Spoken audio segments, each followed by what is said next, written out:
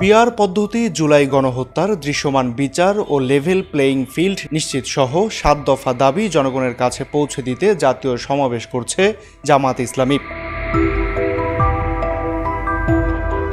শুক্রবার ১৮ জুলাই দুপুরে সোহরাওয়ার্দী উদ্যানে সমাবেশস্থল পরিদর্শনে এসে এমনটাই জানান দলটির সেক্রেটারি জেনারেল অধ্যাপক মিয়া গোলাম পরোয়ার। তিনি বলেন, মঞ্চ প্রস্তুত সহ যাবতীয় কাজ এখনো চলমান, তবে নির্ধারিত সময়ের আগেই শেষ হবে বলে জানান তিনি।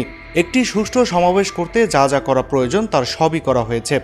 সমাবেশস্থলে আগত জনসাধারণের সার্বিক নিরাপত্তা নিশ্চিত করা হবে।